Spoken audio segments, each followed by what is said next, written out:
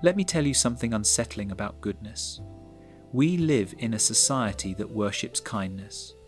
We celebrate helpers, praise givers, and admire those who never have a harsh word. Yet some acts of kindness leave devastation in their wake. Some nice people create more harm than cruel ones. Some generosity isn't generosity at all. It's something sinister dressed in a smile. You might have experienced this.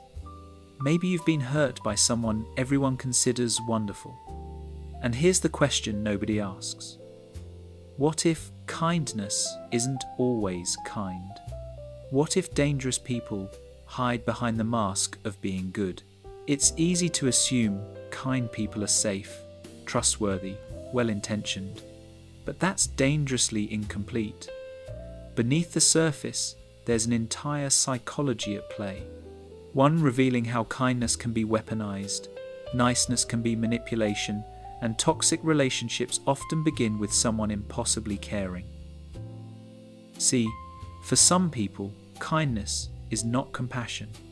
It's currency. It's strategy to control, obligate, build debt. Not all giving is selfless. Some kindness comes with invisible strings, subtle expectations that you'll owe them forever. And those strings tighten slowly until you realize you're trapped in a relationship built on guilt, not care. And yet, those who appear most generous are often the hardest to escape. They give without being asked, they help without being needed, they insert themselves into your life and call it love. Psychologists have identified something chilling. Some individuals use strategic kindness, performing acts of service not out of genuine care, but to create obligation, establish power, and make themselves indispensable. They tend to keep score secretly, building resentment while maintaining a saintly image. In other words, they aren't being good, they're being calculating. And in a world that equates niceness with morality, that's deeply dangerous. Because let's be honest, some kindness is not about you, it's about them. It's an unconscious transaction. I'll do this for you, so you'll see me as good. Need me. Never question me. Never leave me. Every favor, every sacrifice, every overwhelming display of care says, "Look how much I give. How could you ever doubt me? How could you ever say no?" But when someone builds their image on being endlessly kind, something shifts. You become indebted. You start feeling guilty for having boundaries. You question your own discomfort because everyone else thinks they're amazing. And that's the dark psychology behind manipulative kindness. It's a Trojan horse. The kindness gets you to open the door, and once you do, control walks in. It's not about hatred or obvious cruelty. It's about using goodness as a disguise for domination. Because when you've learned that people trust kindness, you realize it's the perfect cover. You can hurt people who will never believe they're being hurt because how could someone so nice be harmful? For some, weaponized kindness starts as a survival strategy. Maybe they learned early that being needed made them safe, that being the helper meant they controlled the narrative. They discovered that people who give excessively are rarely questioned. They're praised, trusted, given access. So they perfected it. No malice on the surface, just relentless, suffocating generosity that comes with a price you don't see until it's too late. But here's what's often misunderstood. Toxic kindness doesn't look like cruelty. It doesn't announce itself. It often masks as the most selfless person you know. Someone who remembers every detail, shows up unannounced, gives gifts you didn't ask for, helps in ways that make you uncomfortable. There's a concept in psychology called covert narcissism. It's narcissism disguised as humility and service. These individuals present as martyrs, helpers, the selfless ones. But beneath that, there's a desperate need for control, admiration, and a position of moral superiority. And they use kindness to get it. So people who are excessively kind unreasonably accommodating, or constantly playing savior might not be protecting you. They might be positioning themselves above you, and maybe that's not generosity. Maybe it's a power move with a compassionate face. Because think about it, when was the last time someone did you a favor you didn't want and then acted hurt when you weren't grateful enough? When was the last time someone helped you and then reminded you of it months later? When was the last time someone's kindness made you feel smaller, obligated, trapped? That's not real kindness. Real kindness doesn't keep receipts. It doesn't make you feel guilty. It doesn't require you to shrink yourself in gratitude. That's manipulation wearing the costume of care. But not everyone who uses kindness as a weapon does it consciously. Some genuinely believe they're good people while causing profound harm. There's a phenomenon psychologists call moral licensing, where people who see themselves as good feel entitled to behave badly because they've built up moral credit.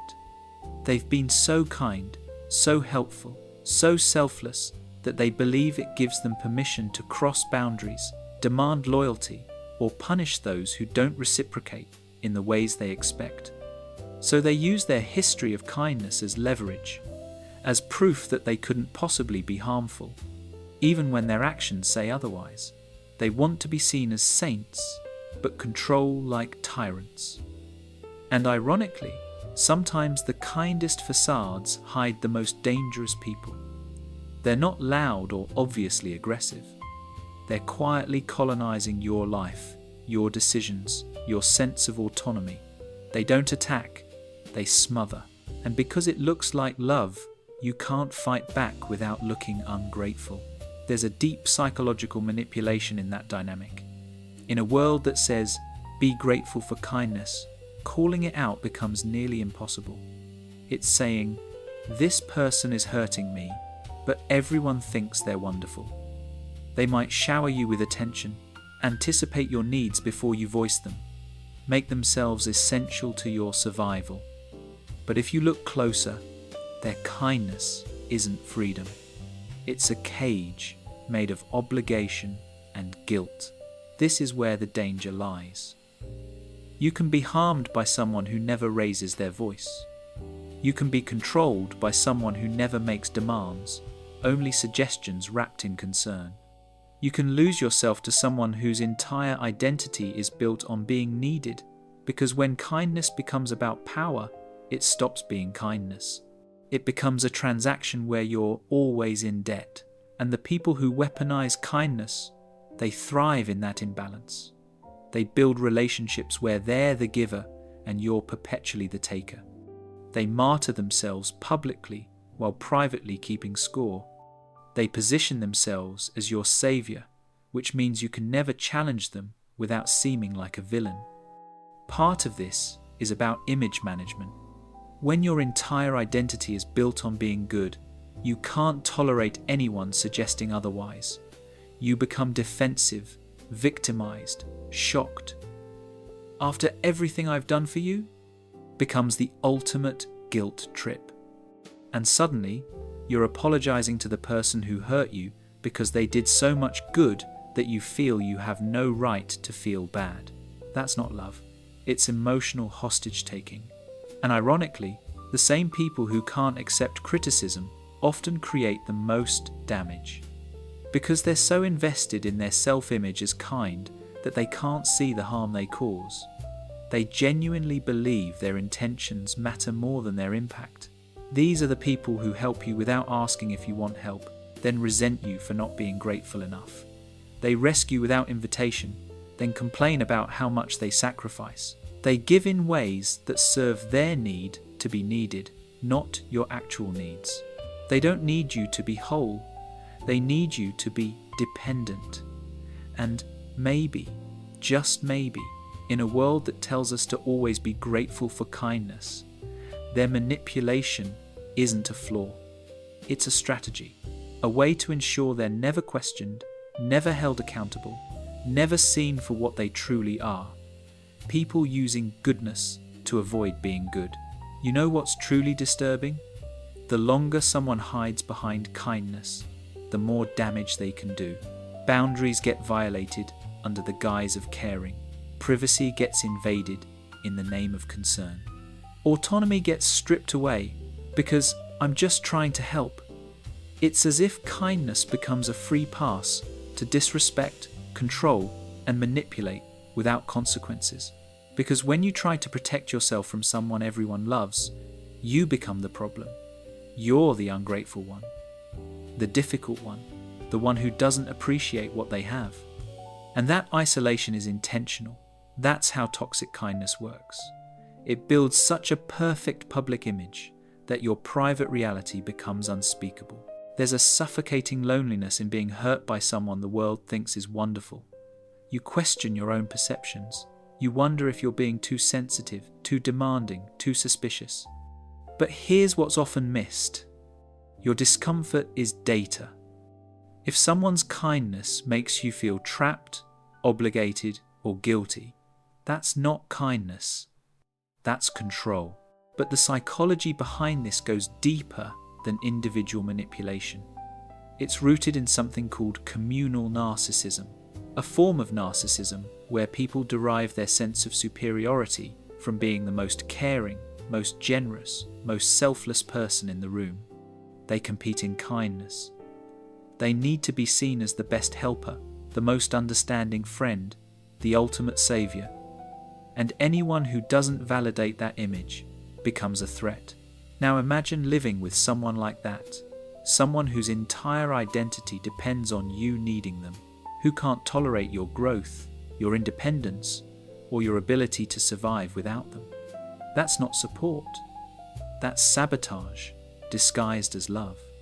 People who engage in toxic kindness often have what psychologists call an unstable sense of self. Their worth is entirely external, built on how others see them. So they perform goodness compulsively, desperately, aggressively, not because they care about you, but because they need you to witness their caring. And here's what's even more dangerous. Studies show that people who are hurt by those with kind public personas often develop complex trauma. It's harder to heal from because nobody believes you. The abuse doesn't leave visible marks. The harm is done through gestures that look like love, gifts that feel like chains, help that creates helplessness, support that suffocates. And maybe that's the real tragedy, to be destroyed by someone's goodness while everyone applauds their character. But toxic kindness doesn't always come from malice. Sometimes it comes from fear, a deep, unspoken terror of being ordinary, unimportant, or unnecessary. So they make themselves essential. They solve problems you didn't have. They fix things that weren't broken. They insert themselves into every aspect of your life until removing them feels impossible. Psychologists call this enmeshment, where boundaries between people dissolve and one person's identity becomes dependent on managing another's life. And for those on the receiving end, it's exhausting. You can't make a decision without their input. You can't have a problem without their solution. You can't exist independently without them feeling abandoned. That's one of the cruelest forms of kindness. The kind that needs you to stay small so they can keep playing hero. Some of the most devastating relationships involve someone who never yells, never insults, never obviously harms. They just give and give until you're drowning in obligation, until you've lost the ability to say no, until you've forgotten that real love doesn't cost you your autonomy. And when you finally try to establish boundaries, the mask slips. Suddenly, the kind person becomes the victim. After everything I've done for you, this is how you repay me? The generosity gets weaponized retroactively. The kindness becomes evidence of your debt, and that reveals the truth. It was never about your well-being. It was about their need to control the narrative, to be seen as good, to ensure you could never leave without looking like the villain. When psychologists talk about healthy giving, they emphasize autonomy, Real kindness respects your right to say no, to refuse help, to exist independently. But toxic kindness demands gratitude. It requires reciprocation. It expects you to mold yourself into the shape of their needs while calling it care. So when someone's kindness feels heavy, when their help feels invasive, when their generosity makes you feel trapped, trust that feeling. You're not ungrateful, you're awake. You're recognizing that not all gifts are given freely, and not all kindness comes from a place of genuine love. They don't need to be exposed. They need to be escaped. And here's the paradox. The people who use kindness as a weapon often believe their own performance. They genuinely think they're good people. They're offended, devastated, even when you suggest otherwise. But impact matters more than intention. And if their kindness is harming you, it doesn't matter how pure they believe their motives are. They are present in your life as saviors, while functioning as jailers. And presence, real nurturing presence, doesn't come with conditions, but sometimes that very kindness becomes invisible abuse. People might admire their devotion, praise their selflessness, envy your luck to have them. Yet, if you look closer, their care isn't freedom, it's ownership. It's the slow, steady erosion of your sense of self disguised as love. There's a quiet violence in being helped into helplessness, in being cared for so much that you forget how to care for yourself, in being loved so intensely that you lose the ability to recognize what real love looks like. And maybe some relationships are too toxic for even that kind of kindness. So the next time someone seems too good to be true, trust your instincts. Maybe they're genuinely kind, or maybe they're using goodness as camouflage. Maybe their generosity is real, or maybe it's a down payment on control they'll collect later. Maybe they care about you, or maybe they care about the image of themselves as someone who cares. Maybe they've learned what the rest of us are still figuring out, that the best way to avoid accountability is to appear beyond reproach. That kindness is the perfect disguise, because questioning it makes you look cruel. That giving people what they didn't ask for is an excellent way to make them feel they owe you everything. Because in the end, we're not meant to be owned by anyone's goodness. We're meant to be free people in mutual relationships. And when kindness demands your autonomy in exchange for care, when generosity requires you to sacrifice your boundaries, when someone's goodness makes you feel bad, that's not love, that's control. And recognizing it isn't ungrateful, it's survival. The kindest thing you can do for yourself is refuse to be destroyed by someone else's need to appear kind. Even when it costs you the relationship, even when everyone thinks you're wrong, even when they cry and claim you've broken their heart, because your liberation matters more than their reputation. And sometimes the most loving thing you can do is choose freedom over a beautiful cage. So if this resonated with you, if you've been hurt by someone everyone else adores, if you felt crazy for questioning someone's kindness, hear this. You're not crazy. You're not ungrateful. You're not the villain in someone else's hero story. You're a person who deserves relationships that don't cost you yourself. Drop a comment below and tell me, have you ever experienced toxic kindness? How did you recognize it? Let's break the silence around this hidden form of harm. And if you want more content that exposes the psychology behind manipulation, even when it wears a kind face, subscribe and turn on notifications. Because understanding these patterns is the first step to protecting yourself from them. Your boundaries matter, your instincts matter, and you have every right to walk away from kindness that harms you. Not all chains are made of cruelty, some are made of care. And recognizing the difference might just save your life. I'll see you in the next one.